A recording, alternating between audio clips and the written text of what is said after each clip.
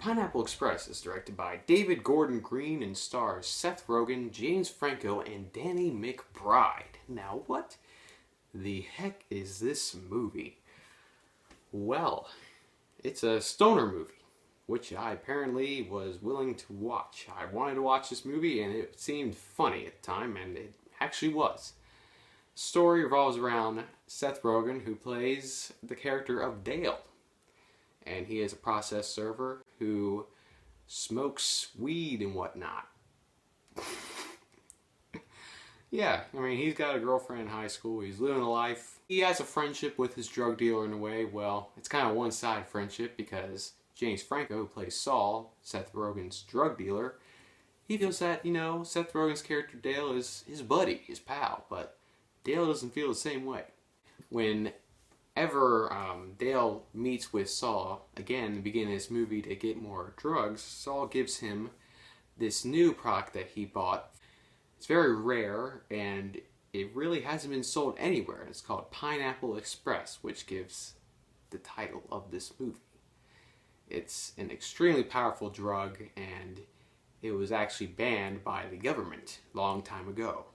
Once Dale leaves Saul's apartment and goes to, do his duty, civil duty, go to give someone a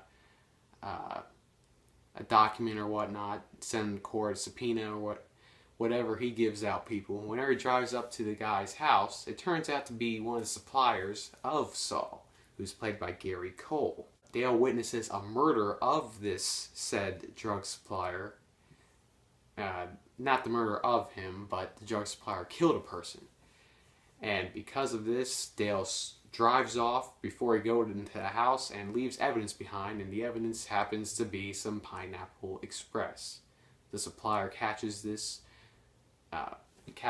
drug laying on the ground and decides that, this guy's probably a rival gang of his, because that's what the drug supplier's been dealing with. He's been dealing with rival gangs to try to get his product. So he goes to kill Dale, basically, and try to hunt him down as well as Saul. So Dale takes Saul on this wild adventure to get away from Saul's drug supplier and try to,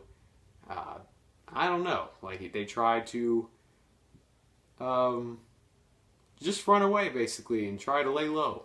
This movie was just all out funny. Like, everything that went on it was very unrealistic, but yet some parts were realistic in a way. I do not know the business of, doing drugs, but I have seen Breaking Bad, so I know how to, deal them in a way.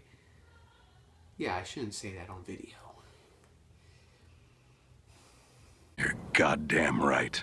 There's just so many memorable things in this movie. There's quite a bit of lines too, like James Franco's character, one time he's like, "Dopest dope you ever smoked." Of the dopest dope I've ever smoked. Hands down, dopest dope I've ever smoked. That's a funny line. I have to say, there was a lot of well-written stuff in this in terms of comedy, and a lot of the characters are very funny to watch, because they have a lot of comedians come in this as well. Like, they even had Ken Jeong in this, who played a very minor role, and I don't even know how he was in this because it was so minuscule, but he did anyway. But besides that fact, the story, it was an interesting story, something new, something I haven't really watched before, and it was very entertaining to watch. It's a comedy, so don't really expect anything to be well thought out and things, which it's not. I would say early on in this movie, a con would be there really isn't a story to this other than trying to run away from people and throwing in some gags or jokes throughout the whole thing. And in a way it works, because I had a fun time. In terms of characters, I thought they were the best part of this film, and James Franco played the best role, I think. Danny McBride, say what you want about his character Red, but he had a very small role than what I thought he'd be with it, especially since he's on the poster, for Pete's sake.